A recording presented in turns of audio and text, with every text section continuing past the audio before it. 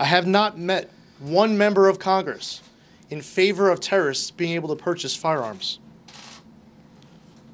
The real debate is whether and how to ensure due process for Americans. My proposal with Senator Cornyn in no way, shape, or form infringes upon the rights of law-abiding gun owners. What it does is ensure that terrorists do not have the ability to legally purchase firearms. And isn't that really the goal here? 2 weeks ago, House Democrats waged a disruptive and destructive sit-in to shut down Congress because they supposedly wanted to pass legislation that prevents terrorists from being able to purchase firearms. Now they can, with this proposal coming to the House floor, but Democrats are opposing it for no good reason. It's because they only want the political fight and because they don't want to confront the three inconvenient truths I'm about to address. Regardless of whether you are a liberal Democrat or a conservative Republican, my proposal with Senator Cornyn should be supported by all. It would require only the most partisan bad intentions of my Democratic colleagues not to be praising and supporting this legislation. Just think about it. It would also be the height of hypocrisy and irony not to push this measure with their full energy. This bill wasn't written by the NRA. This proposal was drafted by members of Congress who understand how to prevent terrorists from purchasing firearms while protecting the due process rights of Americans. There are three very important truths that my Democratic colleagues shouldn't find so inconvenient. First, the Orlando shooter was an Islamic terrorist pledging allegiance to ISIS, yelling Allahu Akbar. And two, the rifle and handgun used in the Orlando shooting didn't just march itself into the nightclub that night and discharge itself. I'll get to the third inconvenient truth in a moment. But first, I want to point out that in reality, there's a whole lot more going on here beyond a gun control debate. And attempts by members of Congress to narrow this issue so glaringly is alienating the rest of our country who understand the bigger picture. We also must unite to ID the threat of radical Islam, because you cannot eliminate a threat that you are not willing to identify. And what makes matters worse is that it is clear that even if the president ID'd the threat, he has no idea how to eliminate it. And that, unfortunately, is the third inconvenient truth. Congress has a duty to prioritize national security over party politics, which is why Democrats should join House Republicans in passing this important proposal to prevent terrorists from purchasing firearms and to keep Americans safe. It is their duty. Thanks, Lee. From the beginning, I have been saying that we need to be clear-eyed about who the enemy is. We need to stay focused on the threat of homegrown terrorism. But right now, we have an administration that simply refuses to step up its game. Last month, as part of our Better Way agenda, we put out 67 recommendations to keep America safe. Last week, Leader McCarthy, working with our terrorism task force, proposed common sense legislation to address the threat to our homeland, including the Zeldin legislation. It's common sense because it requires our government to prioritize its efforts to counter violent extremism. That includes defining the enemy as radical Islamic terrorism. Believe it or not, we do not do this already. This legislation is also common sense because it takes steps to make sure that guns don't fall into the hands of terrorists. This is something that we have to get right. Law enforcement has been telling us over and over, we have to get this right because if we get this wrong, we could undermine their own terrorist investigations. Let me say this. There isn't a person in Congress that wants a terrorist to get a gun. But we also want to make sure that we do not undermine those ongoing terrorist investigations that law enforcement is conducting. And as I have said, we are not going to compromise the Constitution.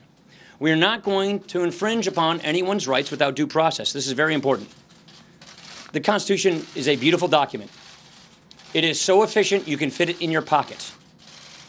We are not going to actually pass legislation that infringes upon a person's constitutional rights. So we have to get this right. We don't want to infringe upon the Second Amendment. We don't want to infringe upon the Fifth Amendment. We don't want to infringe upon anyone's basic constitutional rights. We can get this right while honoring the Constitution. This is what we all swear to serve. When we take the oath of office, we swear to support and defend the Constitution, and that is our duty. Now, we need to define this enemy. We need to defeat this enemy. I also want to take a moment to note today that the House will take up landmark legislation to reform our mental health system. This is what Congressman Tim Murphy, a clinical psychologist, has poured his life into. He has spent years working on mental health reform. This is bipartisan reform. It came out unanimous from the Commerce Committee. That also is something that we think needs to be addressed to address the gun violence that is occurring in America, which is dealing with the issue of mental illness. That is coming to the floor today. So I want to thank Congressman Murphy for that.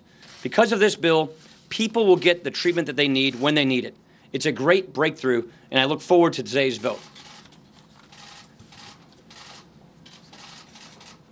Terrorism has come to America's shores. We've seen time and time again, just in the last 7 years, more than a dozen terrorist attacks on American soil. And every time it happens, all you see is the president trying to shift the debate to gun control. Why shouldn't the president be working with us here in Congress to confront the real threat of radical Islamic terrorism, instead of trying to take away the gun rights of law-abiding citizens? So here in the House, we're going to continue to protect the rights of law-abiding citizens, to stand up for our Bill of Rights. As the Speaker said, all of those 10 rights are critically important to Americans. The Second Amendment is not going to be infringed. None of those Bill of Rights are going to be infringed. And the president ought to be working with us to confront this real serious threat. But if he doesn't, we're going to continue to take action to deal with the real problem of terrorism in the United States and the radicalization of Americans. In addition to that, we also see a growing crisis in this country with our mental health system. I want to congratulate Tim Murphy, and I'm proud to be a co-sponsor of his legislation. This bill is 3 years in the making. It's taken a lot of hard work to go and identify all the problems in our mental health system and come up with real solutions to allow parents to get more involved if their children have mental health issues, to close loopholes within the mental health system, and to increase the coordination so that we can confront a real problem that's led to not only murders but suicides in so many cases across this country, and it's touched families amongst all of us. So I'm glad that we're going to be bringing that legislation forward, and I look forward to a really strong vote later today on that. And then finally, when it comes to the announcement that we saw by the FBI director yesterday, it's a big disappointment that charges weren't brought forward, but at the same time, the FBI director pointed out that Hillary Clinton broke the law. If you look at what he said in his conversation yesterday, hostile actors gained access to Secretary Clinton's personal email account. Secretary Clinton and her colleagues were extremely careless in their handling of very sensitive, highly classified information. The FBI director's comments yesterday didn't close this case. It raised a lot more serious questions that need to be answered by Secretary Clinton about what her intentions really were when she broke the law, and what happened and who got access to that highly classified, sensitive information, including hostile actors all around the world who want to do us harm. Major terrorist attacks on innocent lives are becoming way too common. People shouldn't live in fear as they go about their daily lives. My heart breaks every time I see these continued attacks around the world on people that are just going about their daily lives. Sadly, Paris, Brussels, San Bernardino, Orlando, Syria, Iraq, Turkey, they're just some of the places directly impacted by the rise of Islamic terrorism. We have a global terrorism epidemic. But when the world looked to us for leadership, President Obama chose to walk away. When he should have stepped up, he chose instead to step aside and focus on narrow political wins over global security. A power vacuum was created and destructive forces have filled it. ISIS remains a serious terrorist force. I want to join in expressing gratitude to Congressman Lee Zeldin, who's here with us today. He's been working on this issue and helping ensure that our legislation strikes an important balance. Amid the chaos and the heartache of these attacks, America and its allies must be resolved to combat Islamic terrorism here, in Turkey, in Iraq, and wherever it exists. For the past 20 years, I've been an advocate for improving our mental health system here in this country. So I could not be more pleased that the House plans to vote this week on the Helping Families in Mental Health Crisis Act, which is designed to aid millions of individuals dealing with mental illness. Last week, I visited a behavioral health care center in my district. It's a facility that deals with the exact issues that this legislation seeks to improve.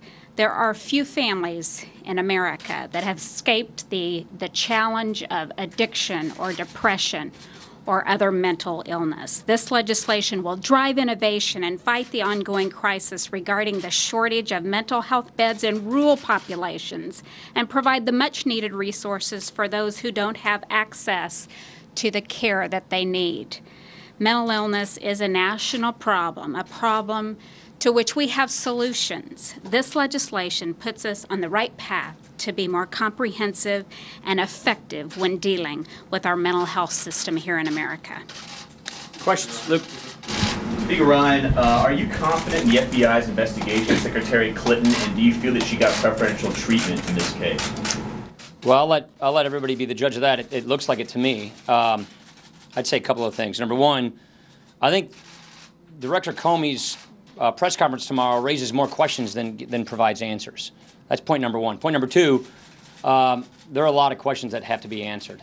And so we're going to be asking those questions. I know the Judiciary Committee sent a letter, I think, last night with a number of questions. OGR, that committee is going to invite the FBI director to come up and testify.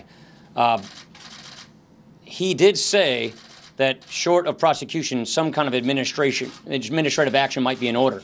Look, I was on the ticket in 2012. After the convention, you get the full, deep, classified information as part of transition, as part of being a nominee. I think the DNI, Clapper, should deny Hillary Clinton access to classified information during this campaign, given how she so recklessly handled classified information. That's point one. Point two, Director Comey's presentation shredded the claims that Secretary Clinton made throughout the year with respect to this issue. He laid out a case how the things she had been saying she had or had not done were false. So we have seen nothing but stonewalling and dishonesty from Secretary Clinton on this issue, and that means there are a lot more questions that need to be answered. Just a follow-up. Do you think that, in regards to the classified briefings, is there anything Congress can do to deny? We're looking into. I don't know the answer to that question. Whether it's something Congress can do, I've just got to say, from my own experience, you get access to deeply classified material once you leave the convention as the nominee on a regular basis. It's part of a transition government with no indictment occurring, but a discussion or a call for administrative action. I think it's the least we can do, given how she was so reckless in handling classified material and sending classified information on unsecure servers. So look, I think that's something that the administration should do on its own, but we'll look into seeing if that's something we can do as well. Special prosecutor, is that necessary here? Well, we're not going to foreclose any option. Do you trust Donald Trump with that? I don't answer people shouting out questions. Juan. Yeah, Speaker Ryan, the House Freedom Caucus has come out against the anti-terrorism package, which contains Mr. Zeldin's bill, over due process concerns. Do you believe that this bill is in real jeopardy at this point, or do you think there's still a path forward? I think there's still a path forward. We're in ongoing conversations. We just released this bill, which is the product of our task force, on Friday. We have members from both sides of the aisle who want to make improvements, who want to make changes to the bill. We want to make sure we get it right. The last thing we're going to do is rush something to the floor that we don't have right. And again, this matters to us. This is the Constitution. This means we get this right. We do not want to violate a citizen's due process rights. So that is why I want to make sure we get it right. And what they're doing is making sure that every I is dotted and every T is crossed so that we preserve and protect the Constitution, which is what we swear to do when we're sworn in office. So we want to get it right. We're listening from all of our suggestions from our colleagues. There are colleagues who want to make changes to the terrorism, some other parts of this bill. And so we're gathering all of that information so we make a good decision. Last question. Are you confident that you will be able to bring the gun bill up for a vote at some point? Would that be this week or next week? Yes, we are, because we think this issue needs to be addressed. We think, first of all, the administration needs to step up its game. They're not doing what is necessary to combat radical Islamic terrorism, whether it's overseas or here at home. Number two, We want to make sure that we codify a practice of making sure that terrorists don't get guns while preserving citizens' rights. Citizens' rights is very important. We can have security and keep to the Constitution at the same time. That's why we're going to get it right, and we're going to do it when we're ready, and we believe we can do it in a good amount of time. Thank you. Gee, it's got to turn the AC up in here. That's the deal with it. Sorry.